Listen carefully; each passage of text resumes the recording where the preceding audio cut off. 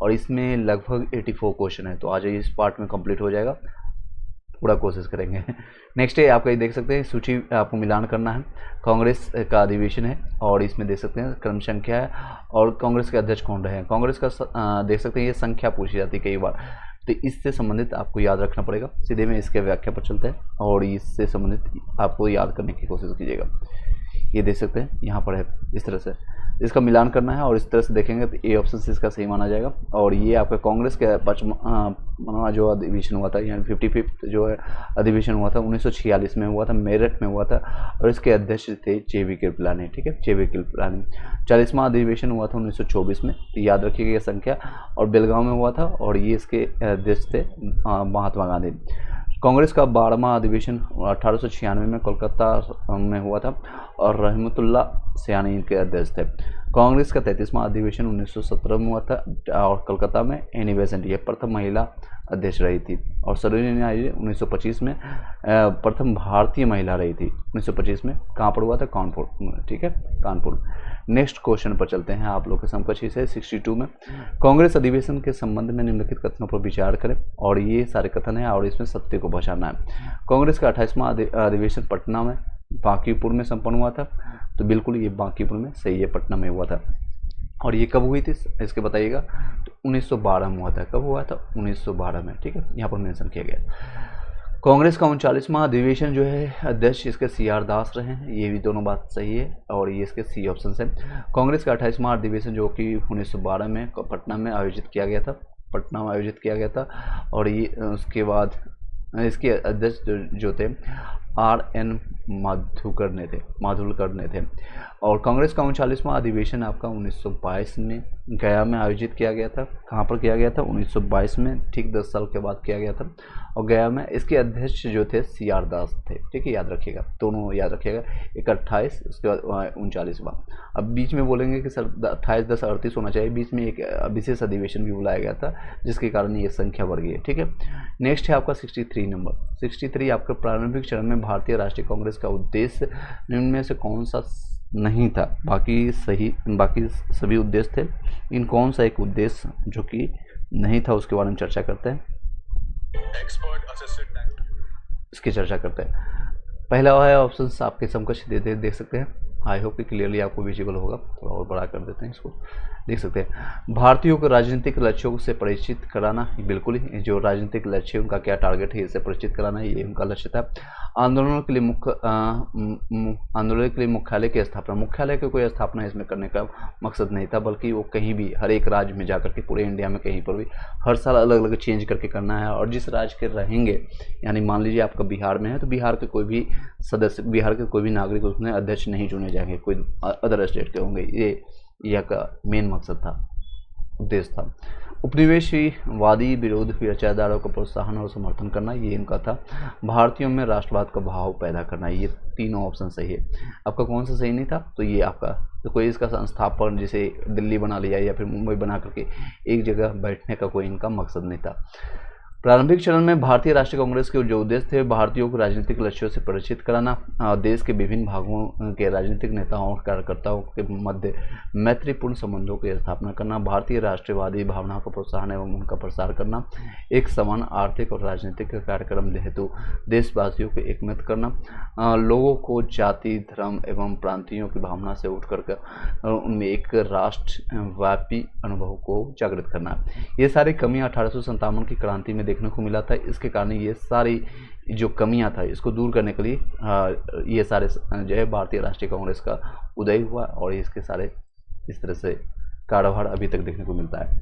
चलिए next question पर चलते हैं। आप लोग के समकक्ष इस तरह से है 64 नंबर, भारतीय राष्ट्रीय कांग्रेस से संबंधित निम्नलिखित घटनाओं पर विचार कीजिए।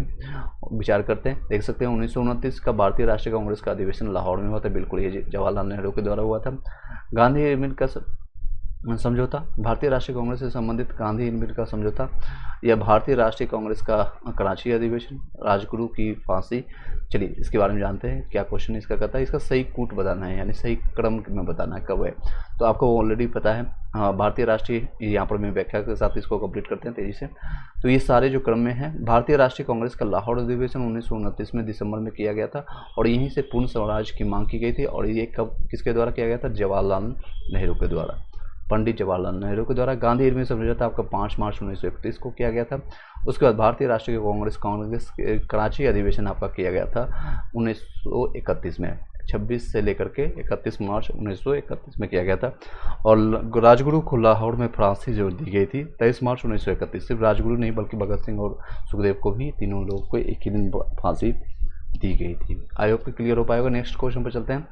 65 नंबर, भारतीय राष्ट्रीय कांग्रेस के बारे में निम्नलिखित कथनों पर विचार करें और उसके सही जो है उसके बारे में चर्चा करेंगे। तो क्या सही है इसके बारे में चर्चा करते हैं। देख सकते हैं, मद्रास में आयोजित थियोसॉफिकल सोसाइटी की बैठक में भारतीय राष्ट्रीय कांग्रेस के गठन पर विचार उभरा, ये बिल्कुल सही था। आईएनसी इंडियन नेशनल कांग्रेस की स्थापना के विचार में सेवानिवृत्त अंग्रेजी सिविल सेवक WC बनर्जी ने दिया था। WC बनर्जी ने नहीं दिया था, इसके सेवानिवृत्त जो थे एओम ह्यूम था। ठीक है, एओम ह्यूम याद रखिएगा।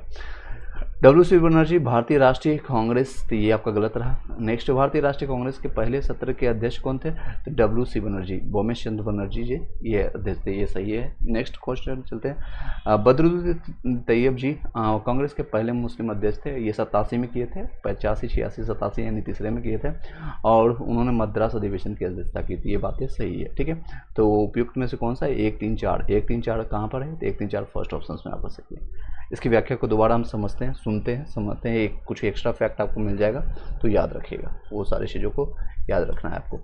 1885 में भारतीय राष्ट्रीय कांग्रेस के अधिगठन का एक उद्देश्य अखिल भारतीय संगठन की स्थापना करना था। अखिल भारतीय यानी पूरे इंडिया लेवल पर इसको संगठित करने का इनका मकसद था। नेक्स्ट देखें, दिसंबर 1984 में एक सेवानिवृत्त यानी कि जो रिटायर कर चुका था अंग्रेजी ICS अधिकारी, इंडियन सिविल सर्विसेज जिसको कहते थे, उसमें अधिकारी एलन, और इसमें फुल फॉर्म भी कई बार पूछा जाता है तो इसको हम हाईलाइट कर देते हैं। Allan Octavian Hume, Allan Octavian Hume, A O Hume का कई बार किसी छोटे मोटे एग्जामिनेशन में भी RSSC या फिर आपके बिहार दरोगा में भी पूछ सकता है। इसका फुल फॉर्म क्या है? तो एओम ह्यूम का फुल फॉर्म है एलन ऑक्टेवियन ह्यूम ने मद्रास में थियोसॉफिकल सोसाइटी की एक बैठक की अध्यक्षता की है। इसके बाद इस बैठक में ऐसे राजनीतिक संगठनों की गठन की चर्चा हुई जो अखिल भारतीय आधार पर काम करेगा, यानी पूरे इंडिया लेवल पर, और भारतीय राष्ट्रीय कांग्रेस के गठन पर विचार सामने आया। भारतीय राष्ट्रीय कांग्रेस की जो स्थापना हुआ 28 दिसंबर 1885 को मुंबई में हुई। एओम ह्यूम के अलावा एक अन्य महत्वपूर्ण स्थापक सदस्य WC बनर्जी थे जो पहले अध्यक्ष चुने गए थे। दादा भाई नौरोजी 3 बार रह चुके हैं। कब कब आप कमेंट बॉक्स में बताइएगा, मैं आपको बता देता हूँ। एक तो 86 में रहे थे, उसके ठीक 7 साल के बाद 86 में रहे थे, 1886 में बोल रहा हूँ, ठीक है। और उसके बाद 93 1893 में, उसके बाद आए थे 1904 में, ठीक है, सॉरी 1906 में। तो ये कोलकाता में अधिवेशन हुआ था। ये कहाँ पर हुआ था आप बताइएगा कमेंट बॉक्स में। और तीसरा अभी कोलकाता में हुआ था। ये 3 बार अध्यक्ष रह चुके हैं। बदरुद्दीन तैयब जी 1887 में मद्रास के कांग्रेस अधिवेशन की अध्यक्ष करने वाले पहले मुस्लिम अध्यक्ष रहे थे, ठीक है। देखिएगा जब मैंने लास्ट क्लास लिया था इसका पार्ट 3 में, इसको मैंने अच्छे से बताया था। पहले आपका एक हिंदू के द्वारा, फिर एक पारसी के द्वारा, फिर एक मुस्लिम के द्वारा, फिर एक एंग्लो इंडियन के द्वारा किया गया था। ये 85 में आपका किया गया था किसके? WC बनर्जी के द्वारा। उसके बाद पारसी जो थे दादा भाई नौरोजी 86 में किए थे अध्यक्ष। और 87 में एक मुस्लिम यानी कि बदरुद्दीन तैयब जी, जो कि इनका मैंने अभी विस्तृत व्याख्या किया। और 88 में किए गए थे एक पारसी जॉर्ज यूले के द्वारा किया गया था। तो मैंने चारों क्रम आपको एक इकट्ठा आपको बता दिया। आई होप कि ये आपको कुछ हेल्पफुल हो पाएगा। आने वाले एग्जामिनेशन में नो डाउट्स आपको बहुत सारे हेल्पफुल होंगे। वीडियो को शेयर कर दीजिएगा, लाइक करना है मत कीजिए, लेकिन पढ़िए जरूर, उसको याद कीजिए बार बार। नेक्स्ट है आपका देखिए ये सारे विचारों पर और क्या क्वेश्चन कहता है, इसके सही या गलत की पहचान करना है। तो सही को जानेंगे, ठीक है। तो सही इसको जानेंगे, सही जानते हैं क्या क्या इसमें चीज़ें हैं। भारतीय राष्ट्रीय सामाजिक सम्मेलन की उद्घाटना की बैठक 1884 में हुआ। जी नहीं, बिल्कुल ही इसका 85 में होता है। इसकी स्थापना जो है एवं ह्यूम ने की थी। एवं ह्यूम ने डब्ल्यू सी बनर्जी इसके संस्थापक थे, अध्यक्ष सॉरी स्थापना एवं ह्यूम के द्वारा ही किया गया था। सम्मेलन ने अंतर जातीय विवाह का समर्थन किया था। बिल्कुल, इसने लोगों को बाल विवाह का विरोध करने की शपथ लेने के लिए प्रोत्साहित करने के लिए प्रतिज्ञा आंदोलन शुरू किया था। ये भी बातें सबकी सही है, 3 और 4 इसमें देख सकते हैं कौन सी बातें इसके सही है, तो 3 और 4 इसके सही है। ठीक है, इसकी व्याख्या हम यहाँ पर देख लेते हैं। भारतीय राष्ट्रीय सामाजिक सम्मेलन की स्थापना एमजी रनाडे और रघुनाथ राव ने की थी। एमजी रनाडे और रघुनाथ राव ने किया था और ये मूलतः भारतीय राष्ट्रीय कांग्रेस का सामाजिक सुधार प्रकोष्ठ था। इसकी उद्घाटना बैठक जो है दिसंबर 1887 में मद्रास में आयोजित की गई थी। यह सम्मेलन प्रति वर्ष भारतीय राष्ट्रीय कांग्रेस के सहायक सम्मेलन के रूप में उसी स्थान पर आयोजित किया गया था और सामाजिक सुधार पर केंद्रित होता था। सम्मेलन ने कुलीनवाद और बहुविवाह की निंदा करते हुए अंतरजातीय विवाह का समर्थन किया। इसने लोगों का बाल विवाह का विरोध करने की शपथ लेने के लिए प्रोत्साहित करने के लिए प्रतिज्ञा आंदोलन शुरू किया था। आई होप कि क्लियर हो पाएगा। नेक्स्ट क्वेश्चन पर चलते हैं। 68 यूनाइटेड इंडिया पैट्रियाटिक एसोसिएशन के बारे में निम्नलिखित कथनों पर विचार करें और सही क्या है उसके बारे में हम जानेंगे। सही आपका क्या है? इसकी स्थापना है बाल गंगाधर तिलक द्वारा किया गया था। नहीं, इसमें सर सैयद अहमद खान के द्वारा किया गया था, ये गलत है। इसके उद्देश्य जो है अंग्रेजों के प्रति वफादारी की भावना पैदा करना था। पैट्रियटिक्स यानी कि देश भावना, मतलब देश के प्रति प्रेम, ये सब यूनाइटेड इंडिया के बारे में एसोसिएशन, तो ये बातें सही है। सेकंड बातें आपका सही है। ठीक है, देख सकते हैं सर सैयद अहमद खान जो है भारतीय राष्ट्रीय कांग्रेस के कट्टर विरोधी थे। कट्टर विरोधी, पर स्टार्टिंग में बहुत सपोर्ट कर रहे थे, बाद में उस कट्टर विरोधी थे, जिसके तहत 1888 में उन्होंने अंग्रेजों के प्रति वफादारी, यानी किसके वफादारी कर रहे थे? अंग्रेजों के प्रति, क्योंकि अंग्रेज उसमें लोभ दे दिया था कि आप मुस्लिम लोगों को संगठित करें, एक नेता बने और मैं आपको सरकारी जॉब दूंगा, आप ये सारी चीज़ें XYZ उन्होंने वहाँ पर बहुत सारे प्रॉफिट दिखा करके फूट डालो राजनीति का उपयोग किया था। यही सर सैयद अहमद खान थे जो कि पहले कहते थे हिंदुस्तान यानी इंडिया के हिंदू मुस्लिम 2 आंखें हुआ करती थी। फूट डालो राजनीति का असर एक पढ़े लिखे इंसान पर भी पड़ता और इन पर पड़ गया था। चलिए इस आगे बढ़ते हैं। वफादारी भावना पैदा करने के लिए यूनाइटेड इंडियन पैट्रियटिक एसोसिएशन की स्थापना इन्होंने किया था, याद रखिएगा। नेक्स्ट क्वेश्चन पर चलते हैं। एक्स्ट्रा कुछ फैक्ट मैं स्टोरी फॉर्मेट में बता दिया, ये क्लिक करेगा आपका एग्जामिनेशन में। निम्नलिखित कथनों पर विचार करें और कौन सा सही है उसको हम जानते हैं। ठीक है, कांग्रेस 1924 का बेलगांव अधिवेशन गांधी जी की अध्यक्षता वाला एकमात्र अधिवेशन था, ये बिल्कुल सही है। और इसके बारे में मैंने कल स्टोरी बताया था किस तरह से जेल छूट करके वो लगा जा करके कहते 1 सप्ताह में ठीक हो गया हूँ और लीड कर रहा हूँ। और इनका एक कहना भी था कि मैं आने वाले कभी भी कोई भी पद नहीं ग्रहण करना चाहता हूँ, गांधी जी का कहना था, लेकिन इनको करना पड़ा था। रीजन था कि देश को रिप्रेजेंट करना था उस समय और काफ़ी नेगेटिविटी उसमें फैल चुकी थी। असहयोग आंदोलन खत्म हो चुका था, चौरी चौरा घटनाकांड हुआ था 1919 में, जलियांवाला हत्याकांड हुआ था। इन सारी चीज़ों के कारण वो लीड किए और पूरे देश को रिप्रेजेंट करने की कोशिश की। नेक्स्ट है 1926 में कांग्रेस के गुवाहाटी अधिवेशन के दौरान उसके कार्यकर्ताओं के लिए खादी पहनना अनिवार्य कर दिया गया था। ये बातें आपके सही है, दोनों बातें सही है। सी ऑप्शन सही है। इसकी व्याख्या को जानते हैं। पहला कथन सही है जो कि 1924 में कांग्रेस का बेलगांव अधिवेशन गांधी जी की अध्यक्षता वाला एकमात्र अधिवेशन था। इस सत्र के दौरान सदस्यों के लिए एक बुनाई का ज्ञान न्यूनतम योग्यता के रूप में तय किया गया था। बुनाई के लिए यानी कि कोई भी ज्वाइन करेगा कितना योग्यता होना चाहिए, किस स्तर पर होना चाहिए, ये सारी चीज़ें यहाँ पर तय किया गया। दूसरा कथन था गुवाहाटी अधिवेशन के लिए एक महत्वपूर्ण निर्णयों में से एक राष्ट्रीय एकता और आत्मनिर्भरता के प्रतीक के रूप में खादी के उपयोग को बढ़ावा देने का संकल्प था। और कांग्रेस के नेताओं ने विदेशी कपड़ों के बहिष्कार और हाथ से बुनाई सहित स्वदेशी उद्योगों का बढ़ावा देने का आह्वान किया। इस निर्णय को राष्ट्रीय अर्थव्यवस्था के विकास और भारत के स्वतंत्रता आंदोलन को मजबूत करने की दिशा में एक महत्वपूर्ण कदम के रूप में देखा गया। चलिए नेक्स्ट क्वेश्चन पर चलते हैं। 75 नंबर क्वेश्चन, टोटल 84 है, रिमेनिंग क्वेश्चन जल्दी कंप्लीट हो जाएगा आपका। निम्न विवरणों के आधार पर कांग्रेस अधिवेशन को पहचाने और जानते हैं क्या क्या चीज़ें है इसमें। आपका इस सत्र में पूर्ण स्वराज आते आपको 1929 की कहानी या जवाहरलाल नेहरू की कहानी याद आना चाहिए। पूर्ण स्वतंत्रता का प्रस्ताव पारित किया गया था, बिल्कुल। किस अधिवेशन में जानते हैं? 26 जनवरी 1930 को पहला स्वतंत्रता दिवस तय किया गया, जिसे हर साल मनाने का संकल्प किया गया था। इसी दिन तय किया गया था आपका दिसंबर 1929 में जवाहरलाल नेहरू के द्वारा। ये सही क्रम किसका है? तो देखिए, लाहौर सभी दो जगह कॉमन है। अब जिसको ईस्वी याद नहीं रहेगा 30 मार्क के आगे बढ़ जाएगा, गलत हो जाएगा। कहाँ चला जाएगा? पानी में। कराची भी देखिए, कोलकाता भी है, तो इसका सही होगा 1929 लाहौर अधिवेशन। ठीक है, इसके व्याख्या को जानते हैं। कांग्रेस के लाहौर अधिवेशन ने नई उग्रवादी भावनाओं को आवाज़ दी। उग्रवादी भावना समझ सकते हैं, नरम दल एक, गरम दल एक, उग्रवादी। इसने पूर्ण स्वराज यानी पूर्ण स्वतंत्रता के कांग्रेस का उद्देश्य घोषित करते हुए एक प्रस्ताव पारित किया। 31 दिसंबर 1929, एक दिन और रुक जाते तो 1930 आ जाता, लेकिन वो रात में ही रावी नदी के तट पर, ये याद रखिएगा, ये बहुत बार पूछी जाएगी क्वेश्चन।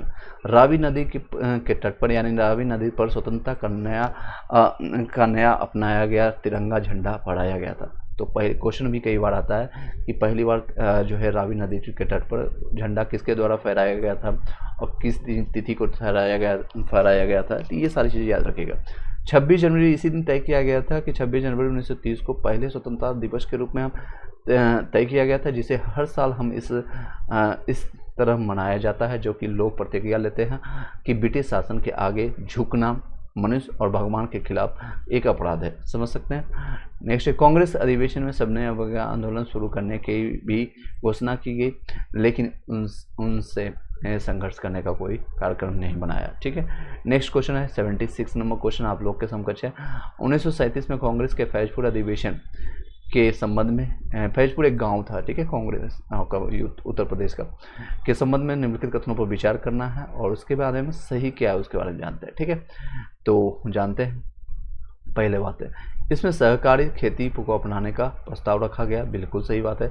इसमें सामांतिक कर और बेकार का खत्म करने का आह्वान किया गया था, ये बातें भी सही है। किसी गांव में आयोजित होने वाला पहला कांग्रेस अधिवेशन था, तो ये भी बातें सही है। तीनों बातें सही है, डी ऑप्शन सही है। तो इसको फिर से बताते हैं, याद रखिएगा सारी चीज़ें। कांग्रेस ने अपने फैजपुर अधिवेशन में कृषि कार्यक्रम अपनाने का संकल्प लिया था। प्रमुख विशेषताएं थी लगान और राजस्व में 50% की कमी, गैर आर्थिक जोतों को लगान यानी भूमि कर से छूट, आपका कृषि आय पर कराधान की समाप्ति, समांती करों और जबरन श्रम का मुख्य सहकारी खेती, लगान के बकाया को समाप्त करना, बेदखली कानूनों में संशोधन और किसान संघों की मान्यता आदि। यह जमींदारी तालुकदारी इस प्रणालियों के उन्मूलन के मुद्दे पर चुप था और इसके लिए किसान नेताओं द्वारा इसकी आलोचना की गई थी। तो ये सारी बातें आप याद रखिएगा। नेक्स्ट पॉइंट पर चलते हैं, आप लोग के समकक्ष है 77। निम्नलिखित में से किस महिला नेता ने कांग्रेस अधिवेशन की पहली बार भाग लिया था? पहली बार भाग किसने लिया था, ये देखिए, क्वेश्चन को समझने की कोशिश कीजिए।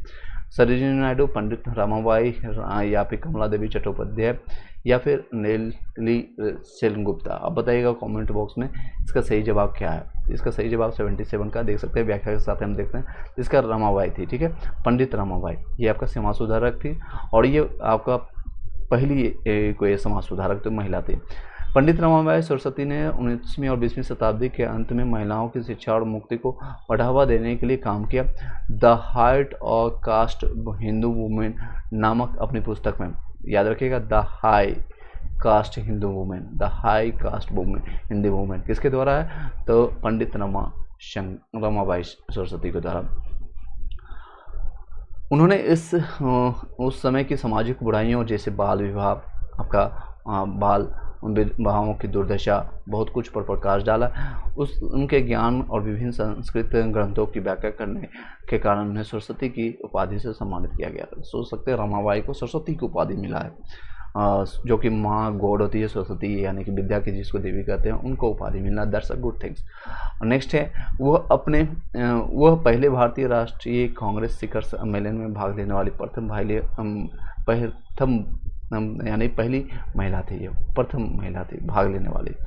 1930 में वह कमला देवी चट्टोपाध्याय ही थी जिन्होंने गांधी जी से आग्रह किया था कि वे नमक सत्याग्रह को केवल पुरुषों तक ही सीमित न रखें। वह कांग्रेस सोशलिस्ट पार्टी CSP में सक्रिय भागीदार थी और 1936 में इसकी अध्यक्ष बने। 1942 के भारत छोड़ो आंदोलन के दौरान उन्हें गिरफ्तार कर लिया गया और 1 साल से अधिक तक जेल में रहना पड़ा था। नेक्स्ट क्वेश्चन पर चलते हैं। 78 नंबर क्वेश्चन, कांग्रेस के वार्षिक सत्र के संबंध में निम्नलिखित कथनों पर विचार करें। तो कथन है, इसके विचार करते हैं और इसमें गलत क्या है उसको हम जानेंगे। ठीक है, गलत को जानेंगे, ध्यान रखना है। कांग्रेस के मद्रास अधिवेशन 1927 में साइमन कमीशन के बहिष्कार का प्रस्ताव पारित किया गया था। बिल्कुल उसी समय आया था साइमन कमीशन, 27 में आया था और उसके बाद 28 में लाला लाजपत राय जी का लाठी खाने का साइमन गो बैक नारा के दौरान उनको मृत्यु भी प्राप्त हुई थी कुछ महीनों के बाद, और उन्होंने ही उसी समय बोले थे उनका मेरे सर पर पड़ी एक लाठी का कि आपका जो चोट है वो अंग्रेजों के कील का साबुत होगा, यानी कील उनको बहुत नुकसान झेलेगा। कांग्रेस के कराची अधिवेशन में मौलिक अधिकारों पर आपका पर प्रस्ताव पारित किया गया था। बिल्कुल सही है। कांग्रेस के हरिपुरा अधिवेशन ने, जो कि 1938 में हुआ था और सुभाष चंद्र बोस थे उसके अधिवेशन अध्यक्ष, अधिवेशन ने राष्ट्रीय योजना समिति की स्थापना की थी। ये भी बात सही है। कांग्रेस के बम्बई अधिवेशन में करो या मरो का नारा अपनाया गया था, तो ये गलत बात है। कांग्रेस के इसमें अधिवेशन हुआ नहीं था, करो मरो ऐसा अधिवेशन में नहीं बोला गया था। सीधे बम्बई के ग्वालियर टैंक में जो मैदान है वहाँ पर बुला करके करो या मरो का नारा गांधी जी भारत छोड़ो आंदोलन के संदर्भ में बोले थे। तो डी आपका सही है। देख सकते हैं, इसकी व्याख्या को जानते हैं सारे पॉइंट्स को फिर से। कांग्रेस का मद्रास अधिवेशन सत्र है, थोड़ा धीरे धीरे चलेंगे, आराम से चलेंगे, लेकिन पूरा कंप्लीट कराएंगे। ये आपका कंप्लीट वादा रहेगा और आने वाले टाइम में 3 से 4-5 दिनों में हम 2-2, 3-3 लेक्चर डेली लेंगे, यानी 2-2, 3-3 का जो टास्क है वो पूरा कंप्लीट करेंगे। बस आपका जो टॉपिक जो दिया गया है, जो मैं टॉपिक आपको दिखा देता हूँ इससे 1 मिनट पहले कंप्लीट जो किया गया है, जो टॉपिक हम बता रहे हैं उसको आप NCERT SCERT से जरूर कवर कीजिए। जैसे कि आज का जो टॉपिक चल रहा है पिछले 2 से 3 दिनों से, भारत में समाचार पत्रों का इतिहास, पत्रिका और प्रमुख पुस्तकें, भारत में कांग्रेस के पूर्ववर्ती और राजनीतिक संस्थाएं, भारतीय राष्ट्रीय कांग्रेस की स्थापना और प्रमुख अधिवेशन, इसको आप बार बार कहीं से भी देखिए, स्पेक्ट्रम से देखिए, NCERT से देखिए। मैंने ऑलरेडी टेलीग्राम में आप फाइल सेक्शन में देखेंगे, कई लोग उसमें आकर के पूछते हैं सर ये बुक भेज दो, ये भेज दो। मैंने सारे ऑलरेडी भेज दिया। आप देखेंगे तो 1000 से ज़्यादा PDF या बुक का नोट्स मैंने वहाँ पर भेजा। चलिए इसकी व्याख्या को जितने जानते हैं। पहला जो है, कांग्रेस का मद्रास सत्र 1927 में स्वतंत्रता संग्राम के इतिहास में एक ऐतिहासिक आपका घटना थी, क्योंकि इसमें साइमन कमीशन के बहिष्कार का आह्वान करते हुए एक प्रस्ताव पारित किया गया था। सर जॉन साइमन के नेतृत्व में 7 सदस्यीय अखिल यूरोपीय समिति के इसके अलावा इस सत्र में भारतीय कांग्रेस राष्ट्रीय कांग्रेस ने 1921 में अपने दिल्ली सत्र में कांग्रेस द्वारा अपनाए गए एक विदेश नीति प्रस्ताव के बाद चीन, मेसोपोटामिया और फारस में भारतीय सैनिकों की तैनाती पर आपत्ति जताते हुए एक प्रस्ताव पारित किया गया था। ये आई होप क्लियर हो पाएगा, थोड़ा व्याख्या हम बता रहे हैं अच्छे से। नेक्स्ट है दूसरा जो है कथन, वो भी सही था। कराची प्रस्ताव में जो है कांग्रेस द्वारा 1931 के कराची सत्र में पारित किया गया था। इसने दिल्ली समझौते का समर्थन किया और पूर्ण स्वराज के लक्ष्यों को दोहराया। इसने मौलिक अधिकारों और राष्ट्रीय आर्थिक कार्यक्रमों जवाहरलाल नेहरू द्वारा तैयार किया जो था पर एक प्रस्ताव पारित किया। किसानों, जनता और श्रमिकों के लिए स्वराज को स्पष्ट के रूप से परिभाषित किया गया, उसे स्वराज मापदंडों के रूप में स्थापित किया गया। नेक्स्ट है, देखते हैं तीसरा कथन जो है, तीसरा कथन आपका सही है। सुभाष चंद्र बोस की अध्यक्षता में कांग्रेस के हरिपुरा सत्र 1938 में जवाहरलाल नेहरू की अध्यक्षता में भारतीय राष्ट्रीय योजना की समिति की स्थापना की गई। नेक्स्ट पॉइंट पर चलते हैं। चौथा जो है कथन गलत था। 1942 में क्रिप्स मिशन के विफलता के बाद, क्रिप्स मिशन जो है कांग्रेस के AICC सत्र में भारत छोड़ो आंदोलन शुरू किया गया था। करो मरो का नारा मुंबई के ग्वालियर टैंक मैदान या अगस्त मैदान क्रांति द्वारा एक भाषण के दौरान दिया गया था। यह कोई वार्षिक सत्र नहीं था। ठीक है, याद रखिएगा, समझ गए होंगे। ये मुंबई में ऐसा कोई भी घटना नहीं घटी थी, कोई अधिवेशन नहीं हुआ था करोमोरो। नेक्स्ट क्वेश्चन आपका 79 नंबर क्वेश्चन, 1905 में बनारस अधिवेशन के संबंध में निम्नलिखित कथनों पर विचार करें और इसमें से सत्य क्या है उसको हम जानने की कोशिश करेंगे। 1905 में कांग्रेस के बनारस अधिवेशन की अध्यक्षता डॉक्टर राजेंद्र प्रसाद ने किया था। बिल्कुल ही गलत है, इसमें जो है गोपाल कृष्ण गोखले ने किया था। मैंने आपको लास्ट वीडियो में भी चर्चा किया था कि ये क्वेश्चन रिपीटेड है। गोपाल कृष्ण गोखले ने, जो कि आपके महात्मा गांधी के राजनीतिक गुरु थे। इस अधिवेशन में कर्जन के प्रतिवादी नीतियों और बंगाल विभाजन की आलोचना की गई थी, बिल्कुल की गई थी। इस अधिवेशन में राष्ट्रीय कांग्रेस ने बंगाल के स्वदेशी और बहिष्कार आंदोलन का भी समर्थन किया गया था। ये दोनों बातें सही है, 1905 की घटना। और कर्जन जो है इसी का वही सूत्रधार था बंगाल विभाजन का। चलिए, और इसमें दंगा हो रहा था, इसलिए कोलकाता में नहीं होकर के ये बनारस में अधिवेशन संपन्न किया गया था। तो दोनों बातें ये आपका सही है, 2 और 3। 1905 में कांग्रेस के बनारस अधिवेशन की अध्यक्षता गोपाल कृष्ण गोखले ने की थी। कांग्रेस के 49वें अधिवेशन जो कि बम्बई में 1934 में राजेंद्र प्रसाद ने कांग्रेस के अधिवेशन की अध्यक्षता की। ये डॉक्टर राजेंद्र प्रसाद आपके कहाँ के रहने वाले, बिहार के, और इनको अध्यक्षता करने के लिए मौका मिला 1934 में बम्बई में। आपको मैंने कई बार बताया है कि कोई भी जिस भी राज्य का होगा वहाँ के वो सदस्य अध्यक्ष नहीं चुने जाएंगे। तो ये आपके बिहार से थे और इनको मुंबई का मौका मिला।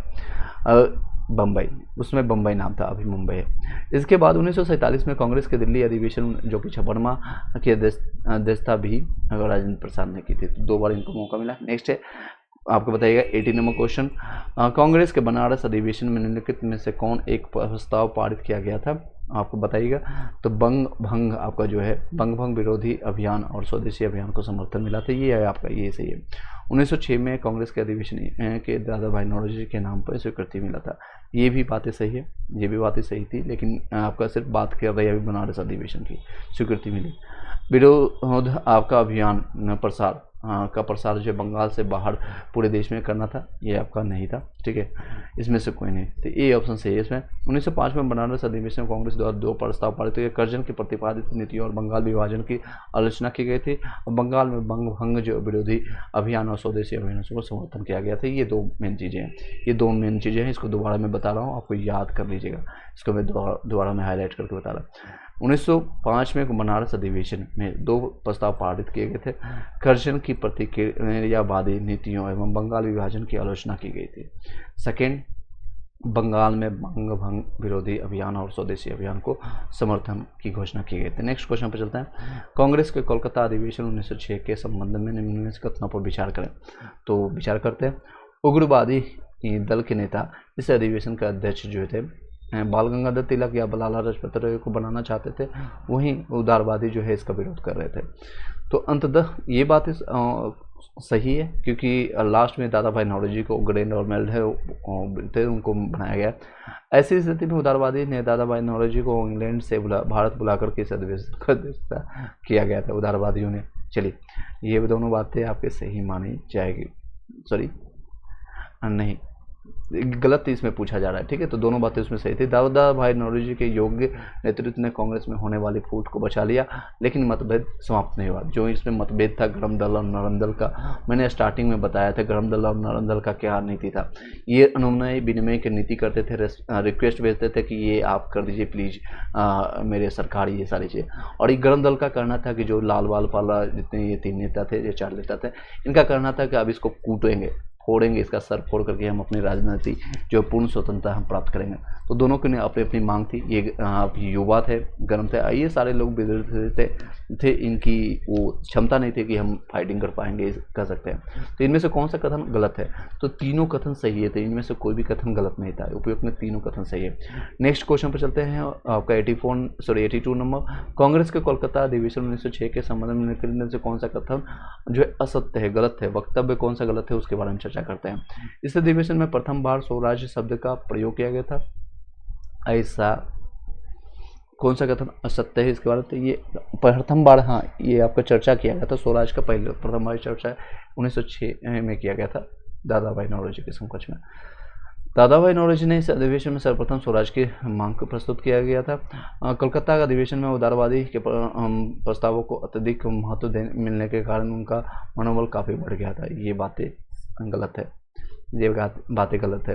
कलकत्ता अधिवेशन की उपलब्धियों की से उत्साहित होकर के उग्रवादी ने अहिंसा प्रतिरोध और शिक्षा संस्थाओं, व्यावसायिक सभाओं एवं नगर निकायों इत्यादि का बहिष्कार करने की मांग प्रारंभ कर दिया था। ये बातें सही है। देख सकते हैं इसकी व्याख्या जो है आपका सी गलत है। सी गलत किस लिए इस तरह से है, कलकत्ता अधिवेशन में उदारवादियों के प्रस्ताव का ज़्यादा महत्व नहीं मिलने के कारण उन्हें निराशा बढ़ने लगी थी और इसके अगले साल यानी 1907 में सूरत अधिवेशन जब हुआ था फूट देखने को भी मिला था। धीरे धीरे दोनों विचारधाराओं के लोगों में मतभेद बढ़ने लगा और जो है 1907 में सूरत अधिवेशन में कांग्रेस का गर्म दल और नरम दल में विभाजन भी हो गया था और फिर इसको मिलाने का काम किया गया था कब, 1916 में लखनऊ अधिवेशन में। यानी बेसेंट इसके सूत्रधार थे, मिलाने के लिए ये सूत्रधार थे एनी बेसेंट और दादा भाई नौरोजी। नेक्स्ट है कांग्रेस के सूरत अधिवेशन के संबंध में निम्नलिखित कथन में से कौन सा सही नहीं है, इसको जानेंगे। यानी गलत क्या है उसको जानते हैं।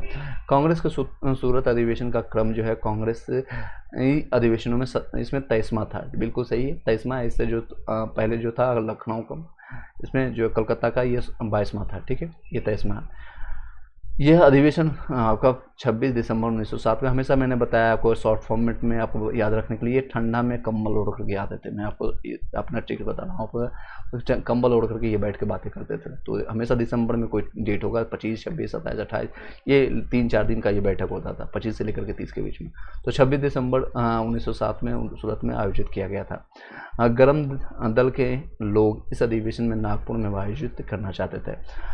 इसमें ये ऐसा कुछ, ये इनकी बातें सही थी। इस अधिवेशन की अध्यक्षता बाल गंगाधर तिलक ने किया था, नहीं, इसके अध्यक्ष जो थे रास बिहारी बोस थे, रास बिहारी बोस थे। ये गलत है आपका, ठीक है, ये गलत है, आपका आंसर है डी माना जाएगा। तो देखते हैं इसकी व्याख्या। इसे इसका जो है अध्यक्ष 1907 या सूरत का अध्यक्षता जो थे रास बिहारी बोस ने किया था। उग्रवादी और यानी कि नरम दल गर्म दल के नेता 1907 के कांग्रेस अधिवेशन का अध्यक्ष बाल गंगाधर तिलक और लाला लाजपत राय को बनाना चाहते थे। दूसरी ओर उदारवादी और गर्म दल के नेता नरम दल के इस अधिवेशन के अध्यक्ष रास बिहारी बोस को बनाना चाहते थे। अंततः वे ही अध्यक्ष चुने गए। इस अधिवेशन में कांग्रेस का विभाजन गर्म दल यानी उग्रवादी जिसको कहते हैं दल और नरम दल यानी उदारवादी दल में हो गया। चलिए नेक्स्ट क्वेश्चन पर चलते हैं। 84 नंबर क्वेश्चन आप लोग के समकक्ष है। कांग्रेस के सूरत अधिवेशन के संबंध में निम्न कथनों पर विचार करें। विचार करते हैं, क्या क्या विचार करना है तो जानते हैं। विचार करना है, इसको क्वेश्चन को विचार करना है। गर्म दल के लोग चाहते थे कि सूरत अधिवेशन में स्वदेशी और बहिष्कार अड़ आंदोलन और राष्ट्रीय शिक्षा के पूर्ण समर्थन में एक प्रस्ताव पारित किया जाए। चलिए, ये अभी मैंने चर्चा किया था। गर्म दल के लोगों ने स्वदेशी बहिष्कार से राष्ट्रीय शिक्षा, ये नरम दल की बात है, राष्ट्रीय प्रस्ताव को वापस लेने की जोरदार मांग करने लगे। तो देखते हैं व्याख्या, इसमें व्याख्या क्या है। दोनों बातें इसमें सही है, ठीक है, दोनों बातें उसके इसमें ये चाहते थे कि प्रस्ताव किया जाए जितने भी चीज़ें जैसे स्वदेशी की मांग हो, दूसरा चीज़ आपको बहिष्कार करें आंदोलन का, राष्ट्रीय शिक्षा जितने भी है अपनी भाषा में हो, ये सारी चीज़ें गर्म दल की मांग करती है। और ये उसमें विरोध कर रहे थे, उनकी मानसिक लेवल वो पहुंच नहीं पा रही थी कि हम अभी फाइटिंग कर सके। 1897 की क्रांति ऑलरेडी विफल हो चुकी थी, असफल हो गई थी, जिसके कारण नरम दल के नेता जितने भी लोग वृद्ध लोग थे वो नहीं चाहते थे कि अभी डायरेक्ट रूप से हम अंग्रेजों से फाइट करें, उनके समकक्ष। इनकी भी बातें सही थी उसमें। चलिए नेक्स्ट है, तो दोनों बातें आपके सही हैं। सी, इसकी व्याख्या को जानते हैं। आपका दोनों दलों के अड़ियल रूप के कारण सूरत अधिवेशन, सूरत आपका नाम से ही पता चल रहा है थोड़ा गर्म होगा, तो यानी विभाजन का है, इससे याद रखिएगा। 1907 में कांग्रेस को 2 गुटों में गर्म दल और नरम दल में विभाजन हो गया। इस समय कांग्रेस में उदारवादी का वर्चस्व फलता, उन्होंने उदारवादी का ज़्यादा वर्चस्व था, उनकी संख्या ज़्यादा थे, सब वृद्ध लोग थे। उन्होंने ब्रिटिश शासन की सीमा में रहते हुए यानी उसके सीमा में रहते हुए उनकी बातों को मानते हुए स्वशासन और स्वराज की मांग और संवैधानिक तरीके से मतलब सही तरीके से आंदोलन जारी रखने का निर्णय लिया। मतलब अनुमय विनिमय की नीति करेंगे, हम कानूनी तौर पर करेंगे और जो है संविधान यानी कि मारपीट नहीं करेंगे, अहिंसा की तरह ये सारी चीज़ें हम करेंगे। हालांकि इसमें गांधी जी नहीं आए थे, लेकिन उसका थोड़ा प्रभाव देखने को मिल रहा था। गांधी जी 1915 के बाद आते हैं। नेक्स्ट है 1916 में कांग्रेस के लखनऊ अधिवेशन में पुनः दोनों दल वापस समझौता कर लेते हैं, तो ये सही है। नेक्स्ट है 85 नंबर क्वेश्चन। 1906 में दादा भाई नौरोजी की अध्यक्षता में कांग्रेस द्वारा पारित प्रस्ताव का लक्ष्य क्या था? तो अन्य उपनिवेशों की तरह स्वशासन और स्वराज की मांग करना, ये बिल्कुल सही है। 1906 में भारतीय राष्ट्रीय कांग्रेस का वार्षिक अधिवेशन कोलकाता में आयोजित किया गया। इस अधिवेशन में जो थे दादा भाई नौरोजी, ये आपका थर्ड टाइम हुआ था, लास्ट यही था, थर्ड टाइम ये अध्यक्ष बने थे। अध्यक्षता में कांग्रेस ने प्रस्ताव पारित किया। कांग्रेस का लक्ष्य इंग्लैंड या अन्य उपनिवेशों की तरह स्वशासन यानी स्वराज चाहते थे, जो इंग्लैंड और जितने भी अन्य उपनिवेशी थे। धीरे धीरे उदारवादी एवं उग्रवादियों में विभिन्न विषयों पर मतभेद निरंतर बढ़ते गए, जिसकी परिणति 1907 में सूरत अधिवेशन में हुई और जब कांग्रेस दो धड़ों में यानी दो भागों में विभक्त हो गई थी। नेक्स्ट 86 विचार कीजिएगा और इसके सत्य कथनों पर हम जानते हैं क्या क्या चीज़ें हैं। तो इसमें 1907 में सूरत अधिवेशन की अध्यक्षता डॉक्टर रास बिहारी बोस ने किया था, बिल्कुल सही है। यह जो अधिवेशन नर्मदा नदी के तट पर आयोजित किया गया था, बिल्कुल सही है। दिसंबर 1906 में का नरम दल आत्मविश्वास बढ़ गया था। नरम दलों का पंथियों का वे अध्यक्ष बनने की इच्छा रखने लगे, ये भी बात है। उग्रवादी ने लाला लाजपत राय को कांग्रेस का अध्यक्ष नियुक्त करने की मांग। उग्रवादी लोग इसमें, ये भी बात इनकी सही है। तो किस पे इनमें से कौन सी कथन इसमें सही है? तो इसकी व्याख्या को हम जानते हैं, इससे आपको क्लियर हो जाएगा।